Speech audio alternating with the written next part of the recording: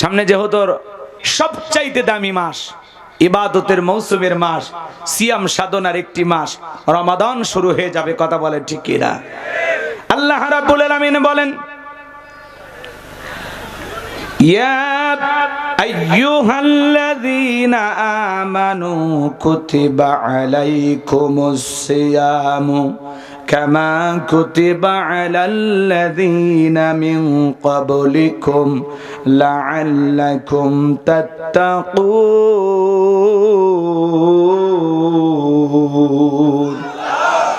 আল্লাহ তাআলা ডেকে বলেন, হে ঈমানদারগণ, আমি আল্লাহ রাব্বুল আলামিন তোমাদের উপরে রমাদানের রোজাকে, সিয়ামকে ফরজ করে দিয়েছি। শুধু তোমাদের উপরে ফরজ করে দেই নাই, তোমাদের পূর্ববর্তী যারা পৃথিবীর জমিনে এসেছিল তাদের উপরে আমি আল্লাহ তাআলা এই রমাদানের রোজাকে ফরজ করে দিয়েছিলাম, তাদের উপরে সিয়ামকে আমি আল্লাহ ফরজ করে দিয়েছিলাম।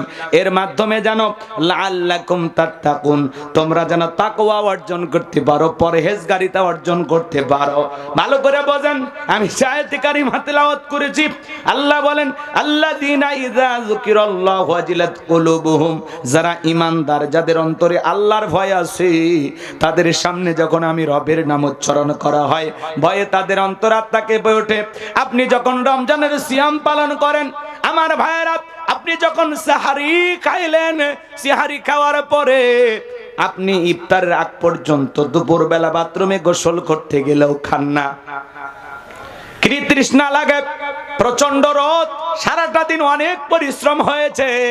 গোসলখানায় যখন শরীরের ভিতরে বাথরুমের দরজা লাগায় একা একা পানি ঢালতেছেন, ওখান থেকে যদি এক গ্লাস পানি খেয়ে ফেলে দেন, দুনিয়ার কেউ কি দেখতে পাবে? কিন্তু আপনি খান না, কার ভয়ে? এর নামই হলো তাকওয়া। ইফতারে 10-20 মিনিট আগে ইফতারি নাড়াচাড়া করেন, ছোলা বুট নাড়াচাড়া করেন, খেজুরের বিচিগুলো আলাদা করেন, তারপরে মুখে দেন না। 2 মিনিট আগেও খান না, কার ভয়? যদি কেউ ইফতারে 10 মিনিট আগে খায়, কি বলেন? ফেরেশতা এসে থাপ্পড় মারবে, কেন খাইলি? হ্যাঁ, তাহলে কার ভয়ে খায় না? এর নামই হলো তাকওয়া। আল্লাহর ভয় যখন আপনার অন্তরে পয়দা হয়ে যাবে, চলে যাবে। ঠিক আছে, সমস্যা নেই। একটু না খেয়ে রোজা রাখা লাগে, তাই আমরা অনেকেই যখন আসে রমজান মাস, পেটের মধ্যে দেখা দেয় ডিজিটাল গ্যাস। আমার এলাকার এক মুরব্বী লাঠি চেনেন আপনারা? এদিক তাকান। ওই লাঠিটা দেয়ালের ভিতরে লাগাইছে, আর ওই লাঠির এক মাথা আবার পেটের মধ্যে এরকম লাগাইছে। মানে এক কথায় বুঝতে পারতেছেন তো নাকি?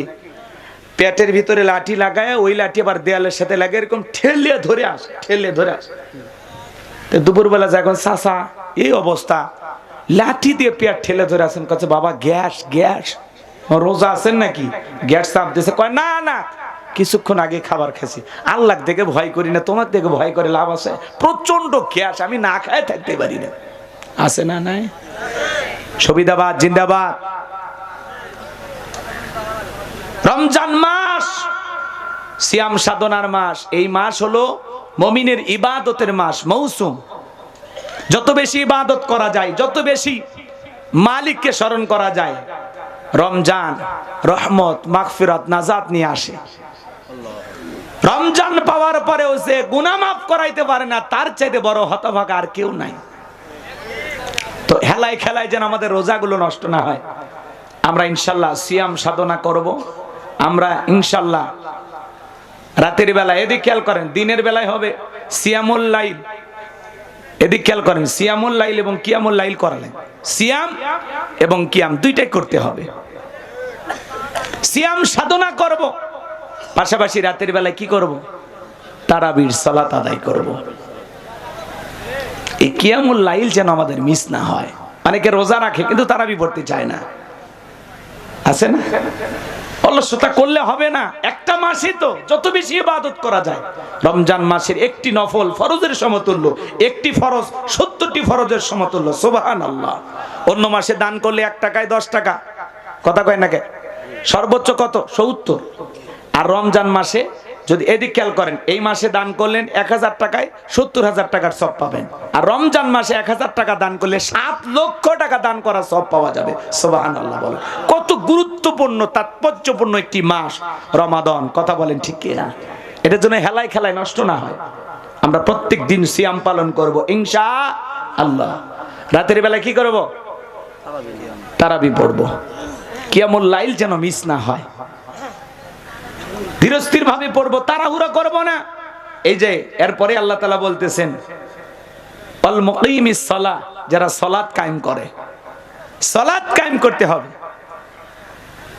আমাদের সালাতের প্রতি খুব বেশি আগ্রহ নাই, মসজিদটা সুন্দর বানাইতে খুব বেশি তোড়জোড় করি, কিন্তু মসজিদে কিভাবে মুসল্লি বৃদ্ধি হবে সেই ব্যাপারে আমরা কেউ খেয়াল করি না। মসজিদগুলো ভেঙে 2 তলা 3 তলা করা হয়, কিন্তু এই মসজিদে সালাত আদায় করার মতো মানুষ পাওয়া যায় না। এমনও মসজিদ আছে ফজরের সময় একজন মুসল্লিও নাই, মুয়াজ্জিম একাই আযান দিয়ে একাই নামাজ পড়ে। কথা বলে ঠিক কিনা? রমজান মাসে দেখবেন প্রথম তারাবিতে মসজিদের কানায় কানায় ভরে গেছে। প্রথম তারাবিতে এমনকি রাস্তাতেও 2 কাতার মুসল্লি, কিন্তু প্রথম 2-3-4 দিন তারাবি পার হয়ে যাওয়ার পরে বাইরের কাতার খাওয়া শেষ, বারান্দার কাতার খাওয়া শেষ, এইবার ঘরের ভিতরে খাওয়া শুরু করছে। কাতার খাইতে খাইতে ওই যে আগে 2-3 কাতার মুসল্লি নামাজ পড়তো ঠিক ওই জায়গায় চলে যায়। আবার এই যে কাতার খাওয়া হারিয়ে যাওয়া সেই মানুষগুলো আসবে লাইলাতুল কদর, অর্থাৎ 26শে রমাদানের পরে রাতের বেলায় যে 27শে রজনী আসে, লাইলাতুল কদর তালাশ করার জন্য আল্লাহর বান্দারা হাজির হবে। বলেন তো 27শে রাতেই লাইলাতুল কদর, নাকি শেষের দশকের যে কোনো বেজোড়া রজনীতে কদর চলে আসতে পারে? সেটা 21 হতে পারে, 23 হতে পারে, 25 হতে পারে, 27 হতে পারে, 29 হতে পারে।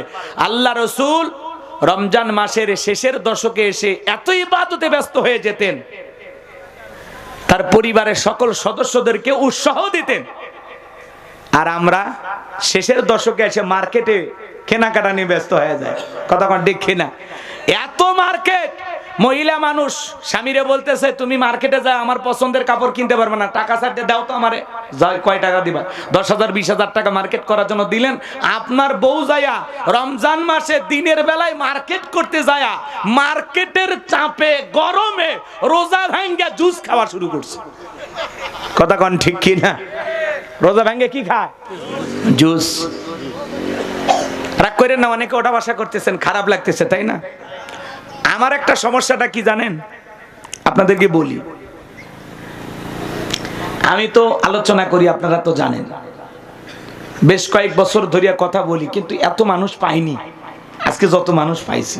এই জন্য আমার একটু সমস্যা, আমি চাইলেও আমার গতি বাড়াতে পারতেছি না, কেন জানি এলোমেলো হয়ে যাচ্ছে, খারাপ লাগে। তারপরে আমি সাজিয়ে গুছিয়ে কথাগুলো বলার চেষ্টা করতেছি। আপনারা কি কোনো কারণে কষ্ট পাচ্ছেন?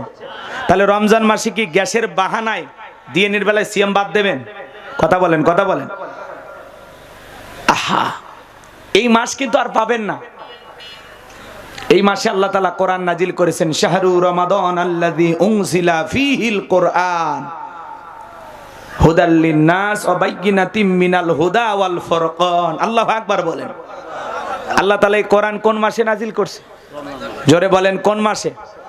রমজান মাসে কোরআন নাজিল করেছেন। তাহলে আমাদের রমজান যেন হয় কোরআনময়, আমরা রমজানে বেশি বেশি কোরআন তেলাওয়াত করব। বলুন সুবহানাল্লাহ। আপনার স্ত্রী কোরআন তেলাওয়াত করবে, আপনার ছেলে মেয়ে কোরআন তেলাওয়াত করবে, আপনি রোজা থেকে কোরআন তেলাওয়াত করবেন। অনেকে বলে হুজুর রোজা থেকে টিভি দেখা যায়? ফতুয়া শুনতে আসে। আচ্ছা বলেন তো আপনাদেরকে কি বলে বোঝাবো? কয় হুজুর সারাদিন না খেয়ে থাকা তো, কাজ কাম থাকে না, তো সময়টা কিভাবে কাটবে? আমরা টেলিভিশন দেখে কাটাবো। এটা একটা মানুষ বলতে পারে? হ্যাঁ হ্যাঁ, এখন টেলিভিশন দেখার যে অনুমতি দিবেন, ও কি দেখবে না দেখবে তার গ্যারান্টি আছে? হ্যাঁ, এখন যে জামানা পড়ছে, ভালো জিনিস দেখতে গেলে উল্টাপাল্টা এসে হাজির হয়ে যায়। অমুক ব্লেটে সেভ করে, কি যে আরাম সেভ করে পুরুষ মানুষ, আর মহিলা মানুষ এসে ব্লেটে রিয়াক্ট করে। কথা কয় না, রাগ করেন। অর্ধলঙ্গ নারী পোশাক পরে সাবান ঘুষতেছে আর বলতেছে অমুক সাবানি সেভ করে, মানে গোসল করে কি যে শান্তি, ফর্সা হয়ে যাবেন, সুন্দর হয়ে যাবেন। বড় বড় বিলবোর্ড দেখবেন রাস্তাঘাটে ঝুলানো আছে। চাচা দেখছেন না? অনেকে দেখছেন না? মেয়ের শরীরে কোনো পোশাক নাই, পুকুরের মধ্যে নামে গোসল করতেছে, সাবানটা ধইরে আছে, সেই ছবি বিলবোর্ডে দিয়ে দিয়েছে। নারীদেরকে আজকে পণ্য হিসাবে ব্যবহার করা হচ্ছে। কথা বলেন ঠিক কিনা? এই জন্য এই মিডিয়ার যুগে নারীদেরকে বেশি অশ্লীল ভাবে উপস্থাপন করা হচ্ছে। কথা বলেন ঠিক কিনা? রাগ করেন না, রাগ করেন না, এদিকে খেয়াল করে। রোজা থেকে কাজ নাই, কোরআন তেলাওয়াত করেন, কোরআনের অর্থগুলো বোঝেন, আল্লাহ কি বলেছেন কোরআনে, আসেন পড়েন, সময় কাটে না? শপথ গ্রহণ করেন যে এই রমজান মাসে প্রত্যেক দিন আমি যেন কোরআন তিলাওয়াত করি, এমন কোন দিন যেন না মিস হয় যেদিন আমি কোরআন পড়িনি। কোরআন পড়বো এবং তেলাওয়াত করে সে অর্থগুলো জানবো, বোঝার চেষ্টা করব। আল্লাহ যেন আমাদের সঠিক বুঝ দান করেন, জোরে বলুন আমিন। রমজান মাসে বেশি বেশি করে নেক আমল করব, আমল যেন আমরা না ছাড়ি, বেশি বেশি করে নেক আমল করব।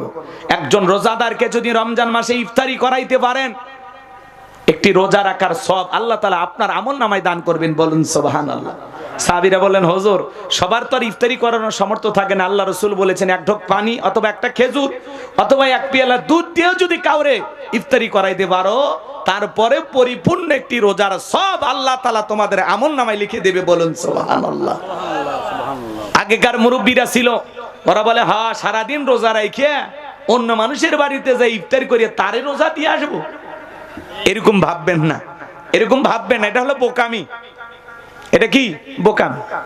আপনি যদি অন্য কারো দাওয়াতে গিয়ে ইফতারি করেন, তাহলে সেই ব্যক্তি একটা রোজার সওয়াব পাবে, আপনার রোজার সওয়াবের কোনো কমতি হবে না। সুবহানাল্লাহ বলেন। রোজা থেকে মিথ্যা কথা বলা যাবে না, রোজা থেকে ঝগড়া করা যাবে না। কেউ যদি ঝগড়া করতেও আসে, আপনি বলবেন ভাই আমি রোজাদার। কি বলবেন? আমি রোজাদার, আমি ঝগড়া করতে পারবো না। মাগরিবের আজান দিক তারপরে লাগবেন, ইনি আর এক চালাক, মাগরিবের পরে আসিস নাকি? ঠিক আছে, তাও ঝগড়া করবেন নাকি? তো মাগরিবের পরে ইফতারি কইরা তো একটু সময় পাইছেন, ওই সময়টা একটু বিশ্রাম নেন, তারপরে তো আবার তারাবি পড়তে হবে। তো ঝগড়া করবেন কখন? ঝগড়া করতে গেলে তো তারাবি মিস হয়ে যাবে, কথা কোন ঠিক কি না? আর রমজান মাসে এই যে তারাবির প্রতিযোগিতা অনেক জায়গা, বাপরে বাপ 20 মিনিটে 20 রাকাত শেষ। এই নামাজ পড়ে কি নামাজ হবে ভাই? তামাশা করা যাবে না। সালাত আদায় করবেন ধীরস্থির ভাবে, বিশ্রামের সহিত। আল্লাহ যেন আমাদের হেদায়েত দান করেন, একটু জোরে বলেন আমিন। তাহলে রোজাদারকে আমরা বেশি বেশি কি করাবো? ইফতারি করাবো। আরে কোন রোজাদার ভাই যেন কষ্ট না পায়, এই দিকটা আমি খেয়াল রাখবো। কথা বলেন না কেন? রমজান মাসে সাহাবা ইকরাম ব্যবসা বাণিজ্য কমায়া দিতেন, যাতে বেশি করে ইবাদতের মাধ্যমে রমজান মাস কাটাইতে পারেন। আর আমরা রমজান মাসে ব্যবসায়িক প্রস্তুতি আরো বেশি নিই, কথা বলেন না কেন? এই জন্য ভাইয়েরা আমার, রমাদান মাস আমরা ইবাদতের মাধ্যমে কাটাবো। প্রত্যেকটা জিনিসের যেমন ফসলের মৌসুম থাকে, মুমিনের ইবাদতের মৌসুম হলো রমাদান মাস। এই জন্য এই মাসে বেশি বেশি ইবাদত বندگির মাধ্যমে কাটাবো। ইফতারিতে খেজুর খাবেন, সেহারিতে খেজুর খাবেন, খেজুর যেন মিস না হয়, কথা বলেন না কেন? খাওয়া কি সুন্নাহ, খাবো ইনশাআল্লাহ আমরা। শুধু এদিকে খেয়াল করেন, শুধুমাত্র ইফতারিতে খেজুর খাওয়া সুন্নাহ না, সেহারিতেও খেজুর খাবেন। আল্লাহ যেন আমাদের হেদায়েত দান করেন এবং এই কথাগুলো আমরা বুঝে যেন আমল করতে পারি। আর শুধুমাত্র একাই বস্তাবন্দি করে পুরো বাড়ি ভরাই না, আশেপাশে একটু জনগণকে দিন কিছু ইনশাআল্লাহ দিয়ে খাবেন। আর আমরা বাংলাদেশের সমস্ত ব্যবসায়ী ভাইদের উদ্দেশ্যে বলতে চাই, দ্রব্যমূল্যের বাজারে আগুন লাগাবেন না, এই বাজারকে অস্থিতিশীল করে তুলবেন না। প্রত্যেকটা দেশে রমজান মাসে জিনিসপত্রের দাম কমায় দেয়, আর বাংলাদেশের অসাধু ব্যবসায়ীরা রমজান মাসে জিনিসের দাম বাড়ায় দেয়, কথা বলে ঠিক কিনা? যারা এই জনগণের উপরে জুলুম করে 5-10 টাকা এইভাবে ইনকাম করে কোটি টাকার পাহাড় করে, মনে রাখবেন কিয়ামতের ময়দানে আল্লাহ তাআলা চোরের কাতারে ওদেরকে দাঁড় করাবে, কথা বলেন ঠিক কিনা? এজন্য রমজান মাসে ব্যবসায়ী ভাইদেরকে বলবো জুলুম করবেন না, সিন্ডিকেট ভেঙে নেন, মানুষকে ভালোবাসেন। রমজান মাসে গরিব দুঃখী সমস্ত মানুষ যেন সিয়াম সাধনার মাধ্যমে একটি মাস ইবাদতের মাধ্যমে কাটাইতে পারে। প্রতিবেশীদের খোঁজ খবর নেবেন, তারা খাইছে কিনা, তারা সিয়ারি খাইতে পারলো কিনা, ইফতারি করতে পারলো কিনা, একটু খোঁজ খবর নেবেন। ইনশাআল্লাহ আল্লাহ কবুল করুন, জোরে বলুন আমিন। ওয়াল মুকিমিস সালাত, সালাত কায়েম করব, পরিবারের সবাইকে নামাজি বানাবো ইনশাআল্লাহ। একটা পরিবারের 6 জন সদস্য সবাই যদি নামাজ পড়ে, ভালো লাগে না খারাপ লাগে? তাহলে পরিবারের সবাইকে নিয়ে সালাত আদায় করবেন। কারা কারা একটু হাত তুলে দেখান। আল্লাহ আমাদের পরিবারের সকল সদস্যদেরকে নামাজি বানায় দেন, আমরাও নামাজি হব ইনশাআল্লাহ। ওয়া মিম্মা রাযাকনাহুম ইনফিকুন, আল্লাহ বলেন আমি যে রিজিক দিয়েছি নিজেও খাও, আমার রাস্তায় ব্যয় করো, কথা কয় না কেন? আল্লাহ যে সম্পদ দিয়েছেন, যতটুকু রিজিক দিয়েছেন নিজেও খাবো, আল্লাহ রাস্তায় ব্যয় করব। আচ্ছা বলেন তো, রমজান মাস আমাদের আসতেছে, এই জন্য মুমিনেরা খুশি না বেজার? বলেন, মুমিনেরা খুশি। মুমিন খুশি। রমজান মাস এমন একটি মাস যে মাসে আল্লাহ তাআলা শয়তানকে শিকল দিয়ে বাঁধে। এরপরে অনেকে বলে হুজুর শয়তানি তো কমে না। শোনেন, গাড়ির যদি গতি থাকে, গাড়িটা স্লো করতে গেলে, থামাইতে গেলেও তো কিছু দূর দৌড়ে যায় না, একটু আগায় যায় না, কয়েক হাত সামনে যায় কিনা বলেন। তো শয়তান 11 মাস কাটি দিছে, শয়তানের ওয়াসওয়াসায় 11 মাস চলেছেন। তো হঠাৎ করে রমজান মাসে শয়তানকে শিকল দিয়ে বন্দি করলেও মানবরূপী কিছু শয়তান থেকেই যায়। কথা কয় না কে? দেখবেন একটা অমুসলিম মুসলমানের সামনে রমজান মাসে বিড়ি খাওয়ার সাহস পায় না। বলা হয় দাদা আপনি তো রোজা নাই, আপনি তো অমুসলিম, খেয়ে নেন, সমস্যা নাই। বলে না ভাই, আপনারা মুসলমান রোজা রেখেছেন, আপনার সামনে আমি বিড়ি টানতে পারবো না। আর এমনও মুসলমান আছে, মুসলমান বলে দাবি করে, সিএনজিতে চলে যায়, অটোতে চলে যায়, দিনের বেলায় প্রকাশে বিড়ি সিগারেট টানতে টানতে যায়। আছে না নাই? রমজান মাসে হোটেলে পর্দা লাগাইয়া, কালো পর্দা টাঙাইয়া ভিতরে খায় যারা, ইবলিসের বন্ধু তারা। হোটেলে পর্দা লাগাবে, দেখবেন প্রথম রমজান থেকে প্রত্যেকটা হোটেলে হোটেলে পর্দা শুরু হয়ে গেছে। আহা মুসলমান, আপনি একটা কাপড়ের পর্দা টাঙায় ভিতরে খাইতেছেন, বলেন তো বাজান আল্লাহ দেখে না? আপনি রমজান মাসে একটা সুস্থ মুসলমান, আপনি রোজা না থেকে চা খাইতেছেন, বিড়ি খাইতেছেন, আহা হোটেলের ভিতরে যায় বিবি ভাত রান্না করেন, হোটেলে কিনে খাচ্ছেন, খেলাই খেলাই সিয়ামের প্রত্যেকটা দিন চলে যায়, আপনি রোজা রাখেন না। অনেক মুসলমান আছে না খায় থাকতে পারে না, বলে হুজুর আমার খুব কষ্ট হয়। শয়তান আপনাকে ধরে বসেছে। ছোট ছোট বাচ্চা দেখেন না, 8-10 বছর, মা বাবারে বলে আব্বা মা আমারে ডাক দিবা, আজকে আমি সিহারি খাবো। কথা কন, ছোট্ট বাচ্চাগুলো 8-10 বছর বয়স, তারা সিয়াম পালন করে। সুবহানাল্লাহ। অনেকের সন্তান যারা সিয়াম পালন করতে ইচ্ছে, ছোট বাচ্চা, এদেরকে উৎসাহ দিবেন। কথা কয় নাকি? উৎসাহ দিবেন, নিষেধ করবেন না। অনেক মা আছে খুব দরদ দেখে, না না কেবল 8-10 বছর বয়স, 12-14 বছর, এইবার পরীক্ষা দেবে, দরকার নাই রোজা থাকার, আছে না? ইবাদতের ব্যাপারে উৎসাহ দেবেন, বাধা দেবেন না। আল্লাহ যেন আমাদের হেদায়েত দান করেন। একটু জোরে বলেন আমিন। কষ্ট পাচ্ছেন আপনারা? এতক্ষণ যে কথা বললাম, এখান থেকে একটি কথা হলে আমলের নিয়তে ঘর পর্যন্ত নিয়ে যাবেন তো ইনশাআল্লাহ। রমজান মাসের ওয়াজ আমরা সবাই শুনি। আপনাদের মসজিদের জুমা খতিব সাহেব তিনি অলরেডি আলোচনা শুরু করে দিয়েছেন যে ভাই আমরা রমজান মাস আসতেছে, প্রস্তুতি নিই। কিন্তু আমরা ছোলা বুট কিনা খেজুর স্তূপ কইরা প্রস্তুতি নিলে হবে না, আমলের প্রস্তুতি নিতে হবে। কথা বলে ঠিক কিনা? আমরা প্রস্তুতি বলতে বুঝি কি, বেগুনির চপ বানাইতে হবে, বেসন কেন, চানাচুর নিয়ে আসো, বুন্দা বানাও, ছোলা বুট কেন, খেজুর কেন, বাড়িতে খাবার স্তূপ নিয়ে আসছে, এর নাম কি প্রস্তুতি? নাকি আমলের প্রস্তুতি নিতে হবে? বলেন, খাবার তো খাবেন, যতটুকু লাগে ততটুকু খাবেন। অন্য মাসে যেরকম খাবার আপনি বাড়িতে রিজার্ভ করেন না, এই রমজান মাসে খাবার রিজার্ভ করার কোনো প্রয়োজন নাই। আল্লাহ রুজি রোজগারের ব্যবস্থা করে দেবে। কথা বলেন ঠিক কিনা? যতটুকু প্রয়োজন ততটুকু বাজার থেকে কিনবেন। এই বেশি কিনতে গেলে বাজারে কি হয়, একটা হাহাকার সৃষ্টি হয়। আর ওই ডাকাত ব্যবসায়ীরা এই সুযোগে আপনার আমার গলা কেটে নেয়। কথা কন ঠিক কিনা? এই জন্য হাফ কেজি চিনি লাগলে হাফ কেজি কিনবেন, 10 কেজি চিনি কেনার দরকার নাই। খেজুর হাফ কেজি লাগলে হাফ কেজি কিনবেন, 10 কেজি কেনার দরকার নাই। কথা কোন ঠিক কিনা? আর আমরা বলতে চাই যে বিগত 16 বছর এই দেশের মানুষ যে জুলুম নির্যাতনের শিকার হয়েছিল, 2000 মানুষের রক্তের উপরে আপনি ক্ষমতার চেয়ারে বসেছেন। এই রমজান মাস নতুন একটা ইতিহাস যেন আপনার মাধ্যমে তৈরি হয়। বাংলাদেশের রমজান মাসকে কেন্দ্র করে 1 টাকাও যেন জিনিসের দাম না বাড়ে। কথা বলেন ঠিক না? যেখানে অন্যায় সেখানে প্রতিবাদ করে তুলতে হবে। আপনার চোখের সামনে যদি কেউ এলাকায় চাঁদাবাজি করতে আসে, জনগণ সবাই ঐক্যবদ্ধ হয়ে চাঁদাবাজকে পিটাইয়া পুলিশের হাতে তুলে দেবেন। কথা বলেন ঠিক না? নতুন বাংলাদেশে কোনো চাঁদাবাজি চলবে? কথা বলেন না কেন? বারবার রক্ত দিয়া এর মজা ওরা নেবে, এটা হবে না। স্বাধীনভাবে আমরা বাঁচতে চাই, স্বাধীনভাবে কথা বলতে চাই। বিভিন্ন মাহফিলে ওলামা ইকরামদেরকে বাধা দেওয়া হচ্ছে। আমাকে বারবার বলা হচ্ছে হুজুর বিগত সরকার চলে গেছে, এই বিষয়ে কোনো কথা বলবেন না। কোনো কথা বলা যাবে না। এ হয়েছে সে হয়েছে, এ বলবেন না ওই বলবেন না, রাজনীতির কোনো কথা বলবেন না। আচ্ছা বলেন তো, আমরা কি এই স্বাধীনতা পেলাম? আমাদের বাক স্বাধীনতা থাকবে না? আলেমেরা বলবে, আরে ভাই বলতে তো দেবেন, সমস্যাটা কোথায়? মানা না মানা সেটা আপনার পরেকার বিষয়। এই জমিনে যদি আল্লাহর আইন চালু হয়, বলেন তো খালি কি মুসলমানেরা শান্তি থাকবে নাকি সকল ধর্মের মানুষেরা শান্তি থাকবে? কথা বলেন না কেন? এখন অমুসলিমেরা পর্যন্ত চায় যে এই দেশে আল্লাহর আইন চালু হোক, কোরআন সুন্নাহর নিয়ম নীতি প্রতিষ্ঠিত হোক। কথা বলে ঠিক কিনা? এই জমিনে আল্লাহর আইন চালু হোক। কারা কারা চান একটু হাত তুলে দেখান তো। লিল্লাহে তাকবীর। জমিন যার আইন চলবে সে আল্লাহর কথা বলেন ঠিক কিনা? ওই দুর্নীতিবাজদেরকে দেখতে চাই না। একটা দেশের প্রধানমন্ত্রী থেকে শুরু করে এমপি মন্ত্রী, আমলা কামলা, নায়ক গায়ক সবাই পালিয়ে গেছে, কেউ নাই। কথা কন। আমরা বারবার বললাম ম্যাডাম পদত্যাগ করেন। আল্লাহ বলে কিসের পদত্যাগ?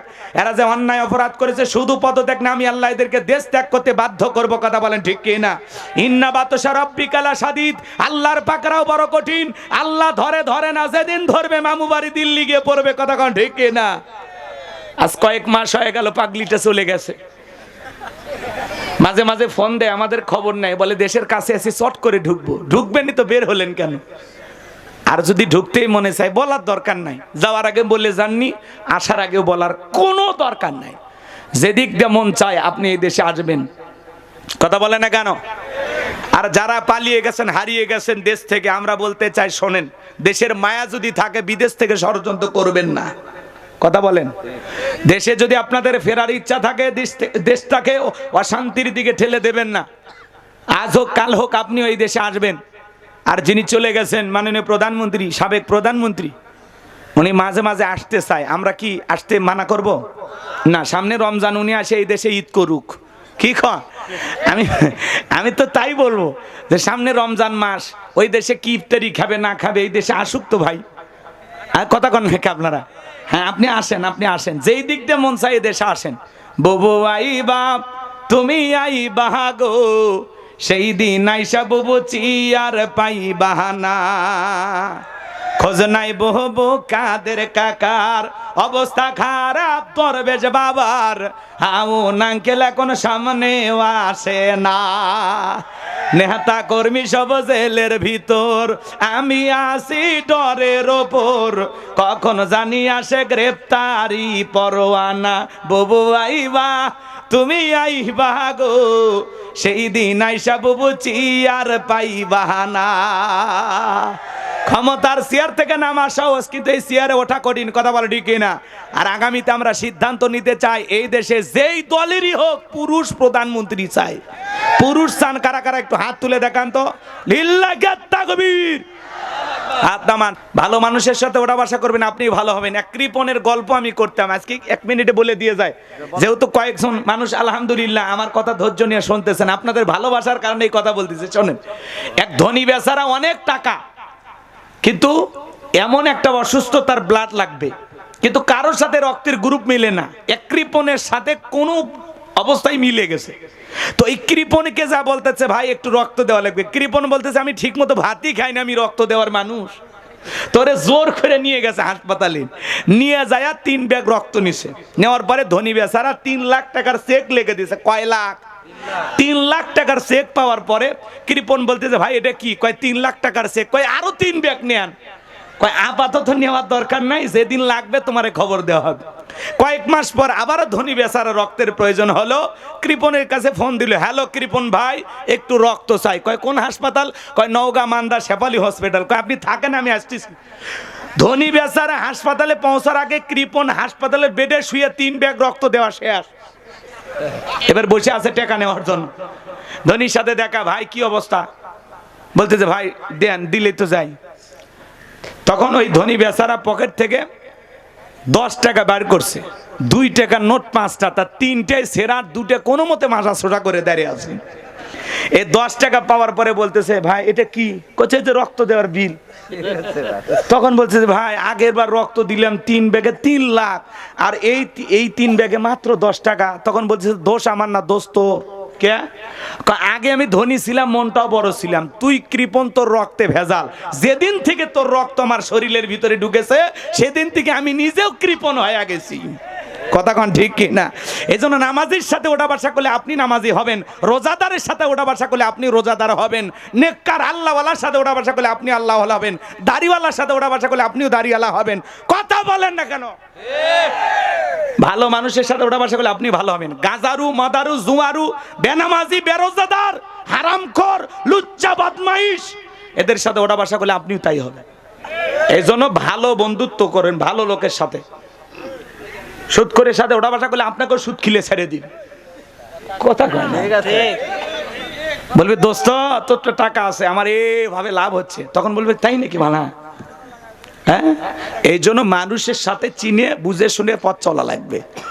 সৎ যোগ্য মানুষকে সমাজের নেতা বানাইতে হবে। কথা বলেন না কেন? রাগ করেন? সেদিন তারা কি বলবে জানেন?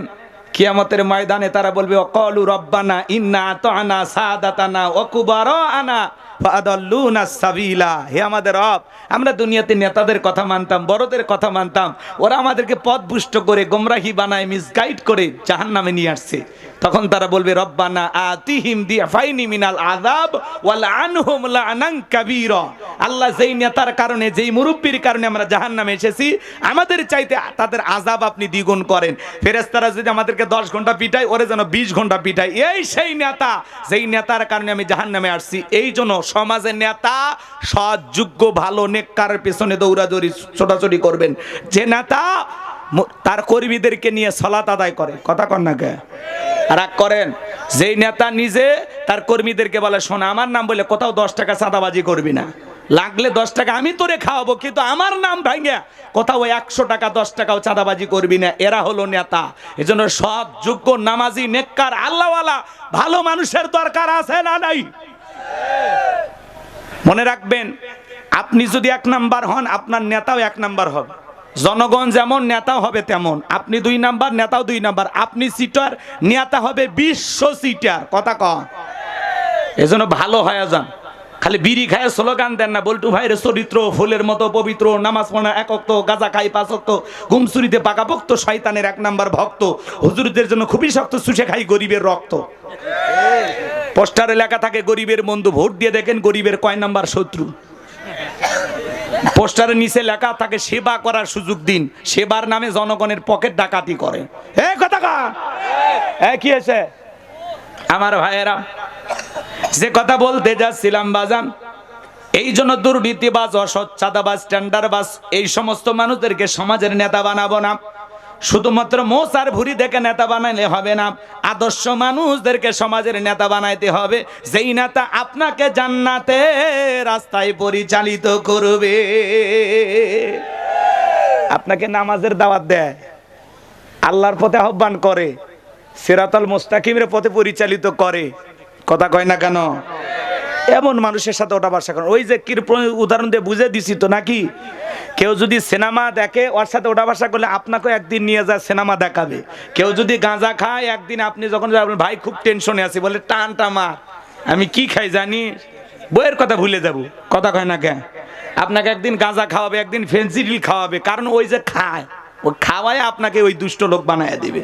কথা কি বুঝতে পারতেছেন? এই জন্য আসুন আমরা একটু বন্ধুত্ব করার আগে হিসাব করে বন্ধুত্ব করব। দাড়িওয়ালা, টুপিওয়ালা, নামাজি, নেককার আল্লাহওয়ালাদের সাথে বন্ধুত্ব করলে আপনি নিজেও আল্লাহওয়ালা হয়ে যাবেন। কখন যে আপনি পরিবর্তন হয়ে যাবেন আপনি বুঝতে পারবেন না। কথা কন নাকি আপনারা? এই যে আমরা হুজুর মানুষ চলাফেরা করি, আমাদের সাথে 2-4 জন চলাফেরা করে, আমাদের সাথে মিডিয়ার যারা কাজ করে, দেখবেন চলতে চলতে ওরাও মুখে দাড়ি রাখছে। হুজুরের সাথে যায়, দাড়ি না থাকলে হয়? ড্রাইভারের মুখের দাড়ি নাই, হুজুরের সাথে ঘোরাফেরা করি, মুখের দাড়ি রাখি। কথা কয় না কে? এই যে আস্তে আস্তে তাদের ভিতরে একটা পরিবর্তন আল্লাহ তাআলা করায়া দেয়। কথা কন, কথা কন, কথা কন। ওরাও মুখে দাড়ি রাখে, ওরাও নামাজ পড়ে, আল্লাহ তাআলা পরিবর্তন করে দেয়। এজন্য সৎসঙ্গে স্বর্গবাস, অসৎসঙ্গে সর্বনাশ। বন্ধুত্ব করার আগে বুঝে শুনে বন্ধুত্ব করবেন। কোন গাজারু, মাদারু, জুয়ারু, তাসারু, সৎখোর, ঘোষখোর এদের সাথে সম্পর্ক হবে না, বন্ধুত্ব হবে না। বন্ধুত্ব করব নামাজি, নেককার, আল্লাহওয়ালা, দাড়িওয়ালা, টুপিওয়ালা এদের সাথে। কথা কন? কথা ক্লিয়ার না ভেজাল আছে? মনে জান থাকে। এইবার ভাইয়েরা আমার, হাদিস শরীফের ভিতরে আসছে, নেক আমল করার পরে আপনার অন্তর যদি খুশি হয়ে যায়, ভালো কাজ করার পরে দিলটা যদি উৎফুল্ল হয়ে যায়, মনটা যদি খুশি হয়ে যায়, তাহলে বুঝে নেবেন আপনার ভিতরে ঈমান আছে। সুবহানাল্লাহ কন। আপনি মুমিন। যদি মন্দ কাজ করার পরে, গুনাহের কাজ করার পরে অনুশোচনা কাজ করে, ইস এই গুনাহের কাজ করলাম, এই অপরাধটা করলাম, এই যে অনুশোচনা যদি আপনার ভিতরে কাজ করে, তাহলে বুঝে নেবেন আপনি মুমিন আছেন। তার মানে ভালো কাজ, নেক কাজ করার পরে মনটা খুশি হয়ে যায়, আর গুনাহের কাজ করার পরে, অন্যায় অপরাধ করার পরে মনের ভিতরে কি আসে? পেরেশানি কাজ করে, অনুশোচনা কাজ করে, তওবা করার আগ্রহ ভিতর থেকে চলে আসে যে না আমি এই গুনাহ করেছি, আল্লাহর কাছে তওবা করি। তাহলে বুঝে নেবেন আপনার ভিতরে কি আছে? ঈমান আছে। জোরে বলেন কি আছে? তাহলেই মুমিনের খাতায় আপনার নামটা এখনো আছে। আল্লাহু আকবার বলেন। কিন্তু যদি আপনার ভালো কথা ভালো না লাগে, ইবাদতে মনটা না বসে, ইবাদত বندگی কোনো কিছু যদি ভালো না লাগে, খালি অন্যায় কাজ করতে মজা পান, তাহলে বুঝে নেবেন আপনার ভিতরে ঈমান নামের যে দামি সম্পদ এটা নাই। তাহলে কি কথা বোঝা যায়? আমার ভাইরা মন দিয়ে কথাগুলো শুনে যাবেন। আমি যে কথা বলতে চাচ্ছিলাম, আল্লাহ রাব্বুল আলামিন বলেন আল্লাযীনা ইযা যুকিরাল্লাহু ওয়াজিলাত কুলুবুহুম। আমার আল্লাহ ডেকে বলেন যাদের অন্তরে আমি আল্লাহর ভয় আছে, আমার নাম উচ্চারণ করার সঙ্গে সঙ্গে তাদের অন্তরটা কেঁপে ওঠে। যারা ঈমানদার তাদের সামনে যখন আল্লাহর নাম স্মরণ করা হবে, আল্লাহর ভয়ে তাদের অন্তরে কম্পন সৃষ্টি হবে, অন্তরটা কেঁপে উঠবে। যার অন্তরে আল্লাহর ভয় আছে সে সুদ খাইতে পারবে না, ঘুষ খাইতে পারবে না, জিনা ব্যভিচার করতে পারবে না, মিথ্যা কথা বলতে পারবে না। যার অন্তরে আল্লাহর ভয় আছে জমিরাল ঠেলতে পারবে না, খাদ্যে ভেজাল দিতে পারবে না, ওজনে কম দিতে পারবে না। যার অন্তরে আল্লাহর ভয় আছে সে বাজারে সিন্ডিকেট তৈরি করে দ্রব্য মূল্যের বাজারে আগুন লাগাইতে পারবে না। যার অন্তরে আল্লাহর ভয় আছে সে বাজারে সিন্ডিকেট তৈরি করে এদেশের মানুষের উপরে জুলুম করতে পারবে না। কথা বলেন ঠিক কি না? আল্লাযীনা ইযা যুকিরাল্লাহু ওয়াজিলাত কুলুবুহুম। যারা ঈমানদার তাদের সামনে যখন আমি রবের নাম উচ্চারণ করা হয়, ভয়ে তাদের অন্তরাত্মা কেঁপে ওঠে। আল্লাহর ভয়ে, আল্লাহর ভয়ে, আল্লাহর ভয় যদি আপনার অন্তরে থাকে, সুদের টাকা নিতে পারবেন? ঘুষ খাইতে পারবেন? বলেন মিথ্যা কথা বলতে পারবেন?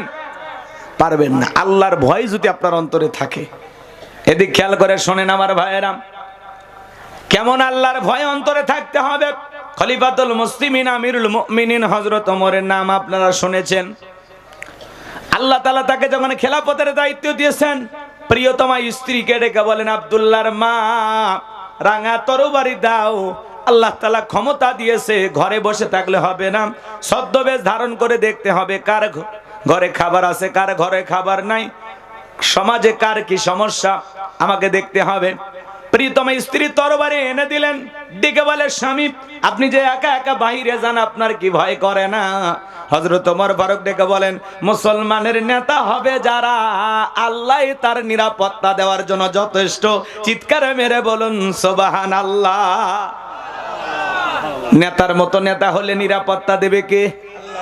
আর আমাদের সমাজে নেতা কোন সমাবেশে যদি কথা বলতে যায়,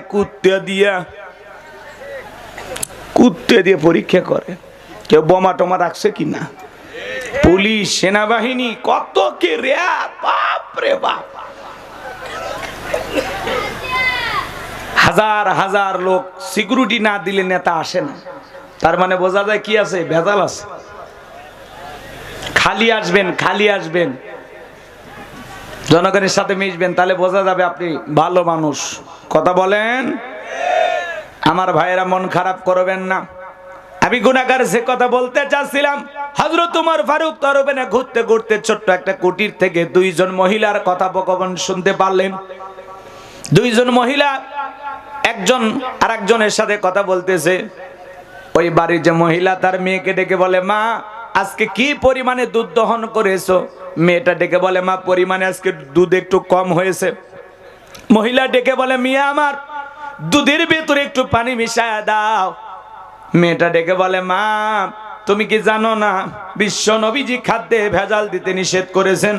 আমাদের রাষ্ট্রের খলিফাতুল মুসলিমিন আমিরুল মুমিনিন হযরত ওমর দুধে পানি মিশানো নিষেধ করেছেন। মা এই কাজ করা যাবে না, পরিমাণে কম হতে পারে কিন্তু খবরদার মা পানি মিশানো যাবে না।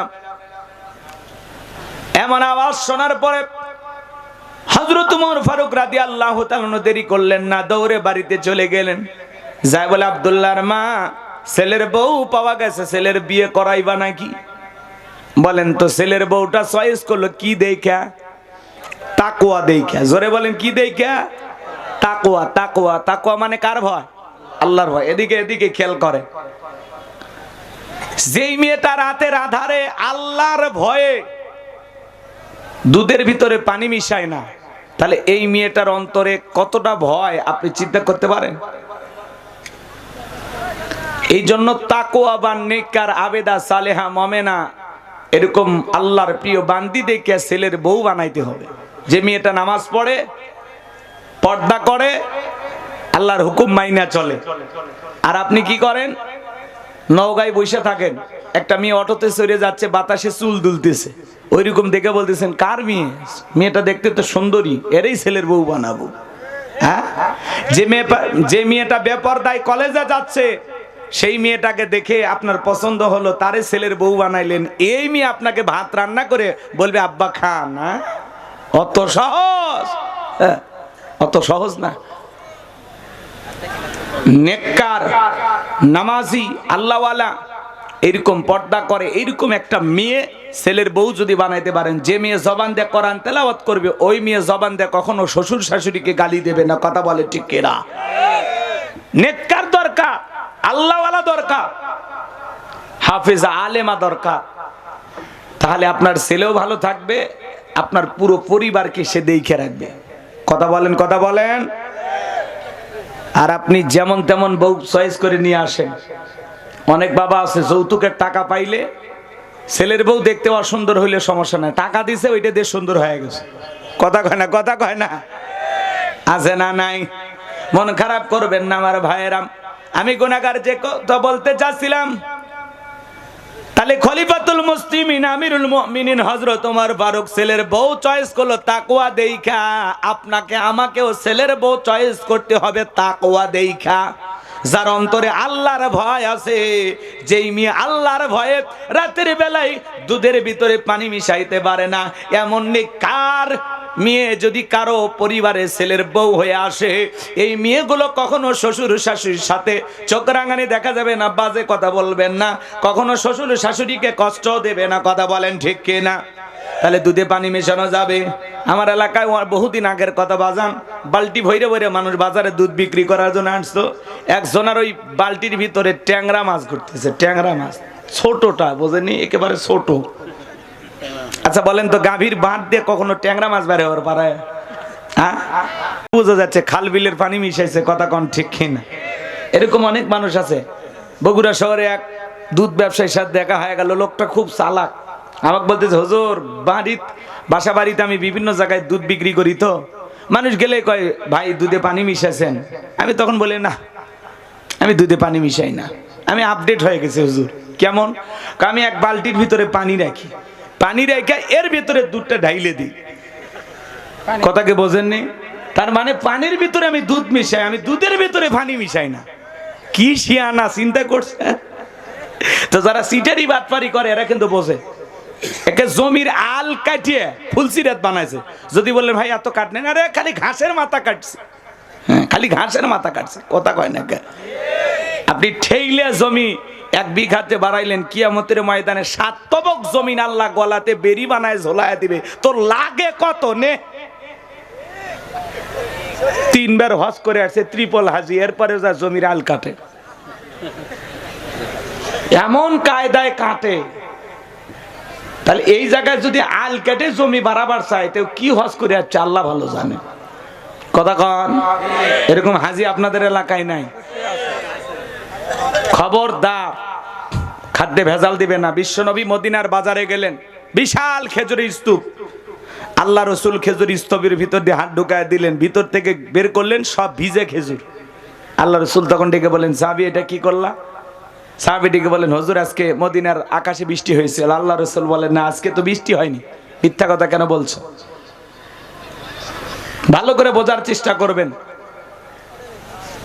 আল্লাহ রসুল বলেছেন খাদ্যে ভেজাল দেয়া যাবে। মাংগসা ফালাইসা মিন্নি, যারা আমার উম্মতের সাথে প্রতারণা করে, আমার উম্মতকে ধোঁকা দেয়, সে আমার দলভুক্ত নয়। হযরত ওমর ফারুক রাদিয়াল্লাহু তাআলা আনহু পথ চলতেছেন, হঠাৎ করে এক যুবকের সঙ্গে দেখা হয়ে গেল।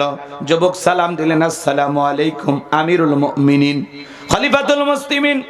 হযরত ওমর ফারুক সালামের জবাব দিয়ে বললেন, যুবক এত রাতের বেলায় কেন তুমি দাঁড়িয়ে আছো? যুবক ডেকে বলে, খলিফা, আল্লাহ খেলাফতের দায়িত্ব দেওয়ার পরে সারাটা জীবন তো মানুষের বাড়িতে ডিউটি করলেন, নিজের বাড়ির খবর রাখলেন না। হযরত ওমর ফারুক বলে, যুবক তুমি কি বলতে চাও? যুবক ডেকে বলে, খলিফা, আপনার বাড়িতে যা দেখবেন একটা রক্তাক্ত লাশ আছে, লাশের প্যাকেট আছে।